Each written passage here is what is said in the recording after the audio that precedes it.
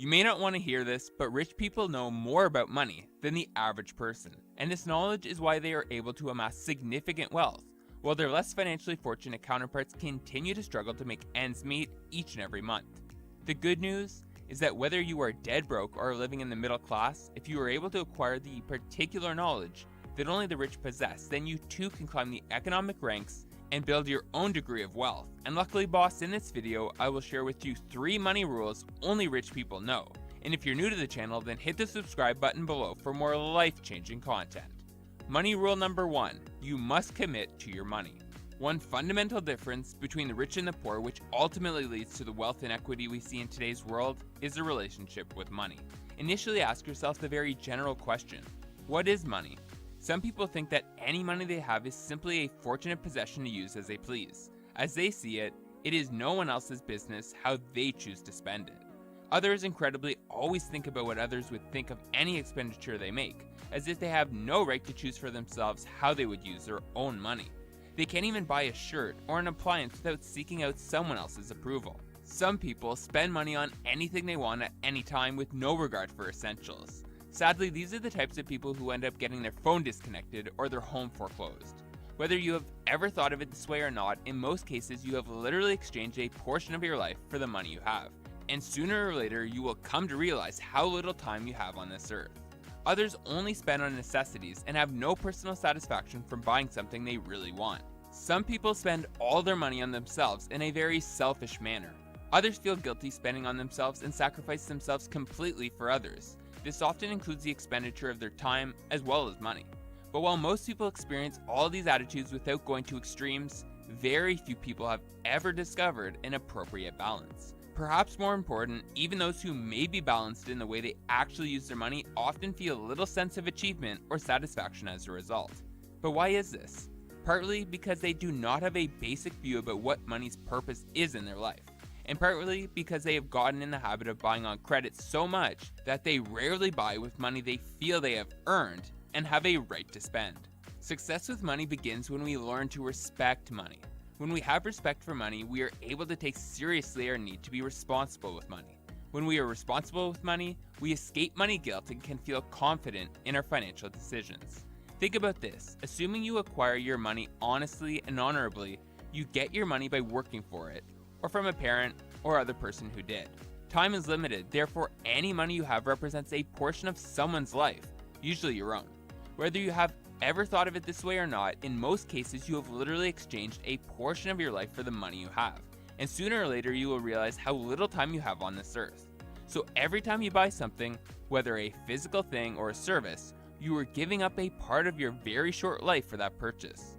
Money rule number 2, you must manage your money. One reality that many rich people come to realize early in their lives is that no one cares about their success as much as they do. Sure, your parents and friends may support you going to school or starting a business, but ultimately your own success is not in their hands, but instead is in your own. And this same principle relates to the management of your money. If you don't manage your money properly, no one is going to step in and save you from your financial situation. For this reason, the rich are diligent in employing sound financial practices. In particular, many rich people use a 4-step approach when managing their money that allows them to assert financial control and ensure that their money grows over time. This 4-step approach contains the following management skills. Management skill number 1, setting money goals. For the average person, the only money goal they have is to collect their paycheck every 2 weeks. But the rich know that setting money goals, or any goal for that matter, is critical to long-term success. In fact, the rich set numerous money goals such as a savings goal, an income goal, and sometimes even an investing goal.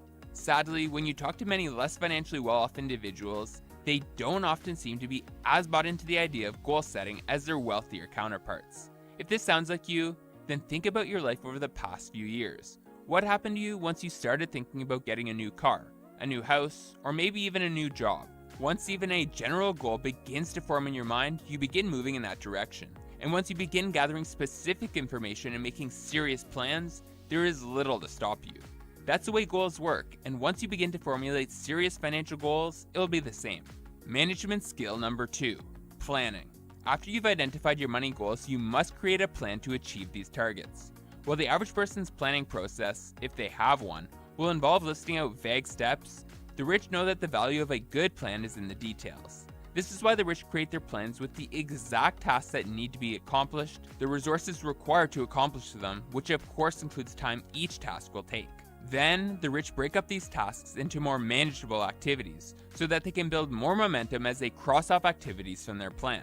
Finally, the rich set deadlines to avoid procrastination and give them an added sense of urgency, which only further adds to their motivation. Management skill number 3, staying organized. The rich know a secret about organization that poor people don't. Ask a poor person how they feel about organizing their finances, and they will tell you that it's a waste of time. But the rich know that when done properly, good organization really doesn't take time. It actually makes time. This is especially true when it comes to financial management. If you have to hunt here and there to find your checkbook or bank statements, if you can't find statements for bills that may or may not be due, or if you have to sort through a big stack of papers to find a name or address, you can lose a lot of time. If poor organization results in a late payment, you may end up with exorbitant late fees, and in some cases poor credit and higher interest rates or insurance payments as a result. Yes, even things like car insurance rates are determined by your credit ratings. Therefore, if you want to live life like the rich, then organize your finances and use that freed up time and money to further grow your wealth. Management skill number 4, recording and reviewing. Recording and reviewing your expenses is another activity that many people will shrug off as being time-consuming and unimportant, but the rich know that what isn't measured isn't managed. You see, when it comes to recording and reviewing, the rich run their financial lives like a business. Most businesses prepare regular financial statements of cash flow, financial position, and income. And while one instance of these reports doesn't offer that much information, as they begin to record their business transactions over time, they allow themselves to study trends and measure their financial progress. The same process is used by the rich, as they too will diligently record their income, expenses, and cash flow situation, and then review what decisions have led to times of prosperity and which have led to down periods. For instance, during a period of time where you are busy at work, you may see your expenses balloon as you leverage the power of retail therapy to manage your stress levels. Or perhaps you will come to notice that your income rises every time you attend a networking event, as these meetings offer you the opportunity to take on more clients in your business. In short, the rich are masters in the management of their finances, and by giving their money the attention it deserves, they are able to continue to see their wealth rise. Money rule number 3, you must employ enthusiasm. There's no doubting the fact that money is important. Money allows us to pay our bills, purchase or rent a home, and send our kids to college, but the truth of the matter is that most people have the wrong attitude when it comes to the management of their money.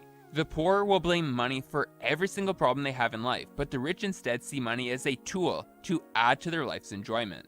Now, you may say that of course the rich love money because they have a lot of it, but in reality these people usually had a healthy appreciation for money before they ever amassed significant wealth. Therefore, I think it's worth asking, what are some of the ways we can all learn to gain pleasure from our financial state? Tip number 1, accept financial responsibility. When the poor make a money mistake, they dwell in their guilt and often spend more to cope with their emotional turmoil. However, the rich know that when it comes to money, you must accept responsibility, but reject guilt. When things go wrong or we mess up, no matter how bad it is, just tell yourself that it was an opportunity to learn something else that doesn't work. Take time to learn from the situation and make a commitment to do better next time. Remember that the road to success with money is always under construction. Tip number 2, make financial goals fun. Whether it's checking off another day of no spending on your calendar or striking off one of your long-term income goals, the act of hitting any financial milestone is a great way to build financial momentum.